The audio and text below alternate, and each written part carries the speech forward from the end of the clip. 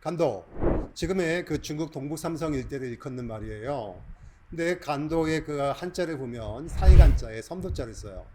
즉 그 중국과 조선 사이에 놓여 있는 섬과 같은 지역이란 뜻이에요. 또한 그 개간할 간자를 쓰기도 하거든요. 즉 조선의 백성들이 그 맨손으로 땅을 일궜던 곳이다라고 하는 뜻에서 개간한 지역이라는 뜻인 것이죠. 이 간도 지역은 잘 알다시피 고구려나 그 발해의 지역이기도 해요. 물론 그 이전에 고조선, 더 이전에 환국과 배달국의 땅이기도 합니다. 또 지난 100년 전에는 그 일제의 마수를 피해서 뜻있는 지사들이 망명했던 곳이고 또 항일 투사들이 피를 흘렸던 곳이에요. 또한 아직도 그 분단의 아픔을 안고 살아가는 사람들이 모여 있는 곳이 바로 이 간도 지역입니다. 즉 간도라고 하는 지역은 그 이국의 그냥 남의 땅이 아니라 우리 한민족의 역사와 문화가 스며 있는 그런 땅이라고 할 수 있는 것이지요. 그래서 저희가 간도 지역에 있는 그 한민족의 역사, 문화적인 이 발자취를 쫓아서 간도 유람기 유튜브 채널을 만들었어요. 오늘은 이 간도 유튜브, 간도 유람기라고 하는 이 유튜브 채널을 만들게 된 그 경위, 과정을 설명하려고 합니다.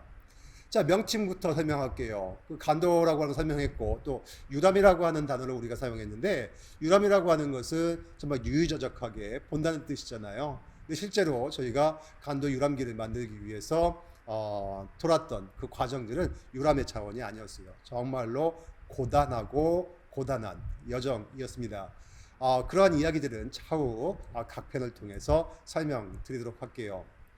자, 2014년 일입니다. 2014년에 중국 윤영성 심양시에 한중교류문화원이 개원이 됩니다.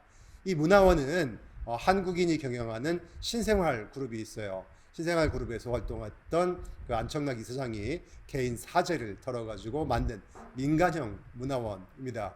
초창기 때는 중국 정부에서 왜 이런 문화원을 만드는지 굉장히 의심의 눈초리로 쳐다봤죠. 하지만 한국과 중국, 중국과 한국의 문화 교류를 통해서 그 우호를 증진한다라고 하는 그 목표가 뚜렷했고 또 매우 순수하게 활동했기 때문에 그 이후에는 중국 정부로부터도 그 인정을 받았어요. 또한 그 조선족을 중심으로 한 그 중국인들에게도 매우 큰 호응을 받았지요. 제가 그 대학에서 그 자리를 옮겨서 간 것이 바로 이 무렵이에요. 문화원의 어떤 프로그램을 개발하고 운영할 그 사람이 필요했던 것이죠. 그래서 2014년도에 문화원이 개설이 되고 또 2015년도에는 확장을 하게 됩니다. 그래서 다양한 프로그램을 만들게 되는데 주로 공연 쪽, 그 다음에 교육, 체육, 전시, 또 출판, 나중에는 보훈이라고 하는 영역에 이르기까지 다양한 프로그램을 자체 개발하고 또 자체 활동을 펼쳐나갔어요. 실제로 이런 과정에서 한국과 중국의 그런 그 우호 관계가 돈독하게 됐죠. 그런데 당시에 그 문화원 활동이 활성화될 수 있었던 그 배경 중에 하나가 무엇이냐면 당시에 중국 내에서 한류의 열풍이 굉장히 많이 불었어요. 예를 들어 가지고 그 삼성 핸드폰은 중국인들 사이에서 굉장한 자랑거리 중에 하나였어요.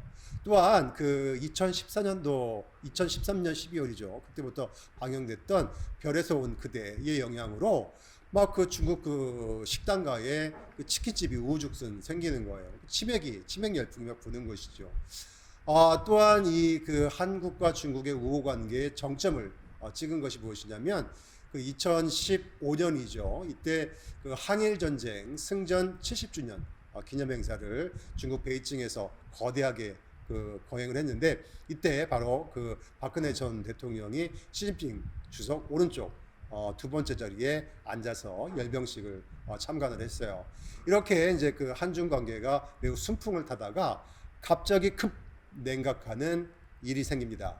바로 그 2016년도에 그 성주에 그 배치한 그 사드였어요.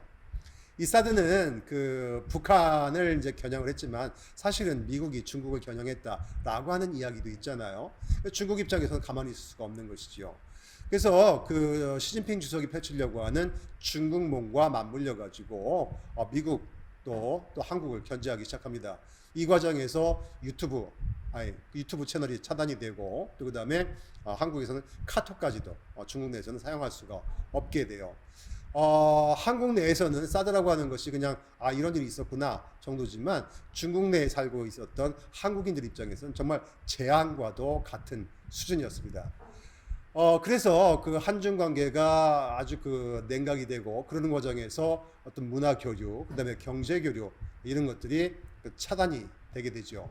그런데 오히려 한중 교류 문화원은 국가 차원의 문화원이 아니라 그 민간 차원의 문화원이었기 때문에 오히려 어떤 기회이기도 했어요. 그래서 민간 차원에서 교류는 남겨두겠다라고 하는 것이 중국의 입장이었던 것이죠. 여하튼 문화원은 계속 지속적으로 다양한 활동을 펴나가게 됩니다. 그런데 2017년도의 일이에요. 중국에서도 더 이상 사드를 통해서 한국의 문화를 막을 수 없다라고 하는 이제 인식이 퍼지게 됐죠. 이때입니다. 중국 심양에 이제 그 자리 잡고 있는 만주사변 박물관이 있어요. 1931년도에 일제가 동북 삼성을 점령하기 위해서 만주사변을 일으키죠. 이것이 9월 18일입니다. 그래서 그 9.18 역사박물관이라고 하는데 이 심양에 있는 이 박물관은 국가급 박물관이에요.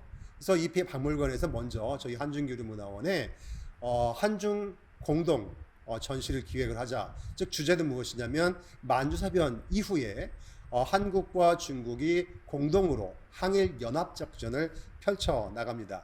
이것을 주제로 한국과 중국이 이웃이다라고 하는 주제를 부각시키자라고 했던 것이죠. 저희도 아주 흔쾌히 공감을 했어요. 그래서 일이 이제 진행이 되는 것이죠. 9.18 역사박물관은 그 국가급 중국 국가급 역사박물관이기 때문에 그곳에서 갖고 있는 자료는 정말 희귀한 자료도 꽤 많았어요. 한국에서는 볼 수 없었던 자료들을 저희가 전시를 할 수가 있었고 굉장히 좋았죠. 그런데 다만 아쉬웠던 것은 무엇이냐면 옛 자료들은 많이 있지만 지금 이 시간 또 이 공간에 그 항일 투쟁을 했었던 또 그 유적지의 그 자료는 없는 거예요. 찾아보았지만 천안에 있는 그 독립기념관에서 한 20여 년 전에 찍은 자료밖에 없는 것이에요. 그래서 그럼 우리가 지금 현재 중국에 있으니 그 자료를 직접 찍자라고 생각을 했고 나가려고 했어요. 근데 저희가 전문 촬영 기사가 아니기 때문에 그 퀄리티가 떨어질 게 뻔하잖아요. 그래서 고민을 했어요. 근데 정말 우연찮게 당시에 중국 국경에서 그 중국 영화를 그 제작하는데 참여하고 있었던 한국인 감독님을 만나게 됩니다. 그래서 제 뜻을 이제 전달하게 되고 그분과 그 의기투합하게 됐어요. 지금 앞에서 촬영해 주시고 계시는데 바로 저분이에요. 그래서 감독님과 함께 이제 동북 삼성 일대를 누비게 됩니다. 근데 한 번 나가면 이제 한 서너 시간은 기본적으로 걸리잖아요. 그래서 새벽에 이제 북극금을 안고 도착을 했는데 첫 장면은 정말로 충격이었습니다. 처음에 간 지역이 바로 이제 그 의암 유인석 선생을 기념하는 의암 기념원이었는데 당시에 나무로 된 팔각정이었어요. 근데 가니까 잿더미가 되어 있더라고요. 그 마을 사람들한테 물어보니 한족들이 이제 그곳에서 고기를 거먹다가 불이 나서 홀랑 타버린 거예요. 또 그 인근에 있는 그 윤희순이라고 하는 여성 의병장, 즉 의암 유인석 선생의 이제 그 조카 며느리인데 그분이 운영했던 노학당이라고 하는 이제 그 학교 부지를 기념하는 자리예요. 그것도 너무 볼품 없었죠. 또한 그 간도 참여 당시에 그 7인의 교사들을 모신 능원이 있는데 능원이라고 볼 수가 없었어요. 그냥 풀밭이었죠. 심지어는 뭐 경학사라든지 특히 신흥무관학교 자리에는 그 흔한 표식조차 없었습니다. 참담한 만주 지역 내의 유적지 현실을 목격하게 된 것이죠. 그래서 처음에는 한식을 기해서 그 우리 직원들끼리 우리끼리 벌초나 하자라고 해서 그 벌초를 하면서 갖고 나가기 시작했어요.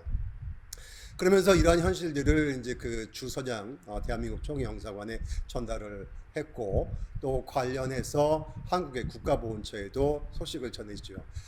또한 이러한 일들을 저희끼리 할 수가 없어서 한국인들끼리 할 수 없어서 조선족 항일투사의 그 후손들과 연계를 하는 작업을 했습니다.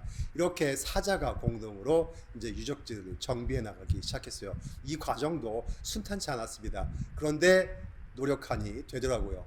그래서 윤영성 일대에 있는 그 유적지들을 하나하나 이제 정비해 나가기 시작했어요. 아, 좋죠. 그런데 나아가서는 이 유형의 유적지를 정비하는 거 말고 이것을 왜 정비하는지, 또 왜 정비해야 하는지, 우리가 왜 잊지 말아야 하는지, 이런 것들을 그 중국 내에 있는 한국 학생들에게 알리고 싶었어요.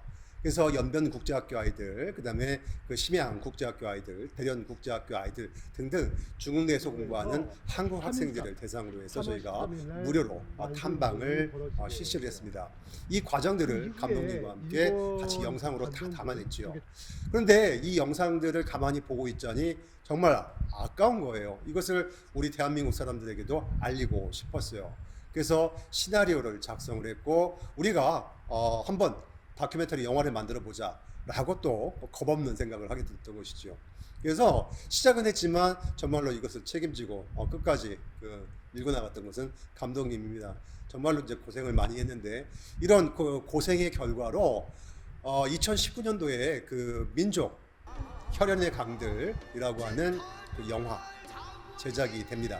그래서 전체 기획했던 것은 1편, 2편, 3편이었는데 그 1편을 완료하게 되죠. 그리고 이것을 그 한국 내에 그 다큐멘터리 영화관에서 그 개봉 앞두고 있었는데, 그때 또 때마침 코로나가 퍼진 거예요. 그래서 무산이 되고 말았죠. 이렇게 험난한 그 여정이었습니다. 그런데 이 영상을 또 이런 그 의미 있는 이 역사를 다시 또 이제 묵혀두고 싶지 않았죠.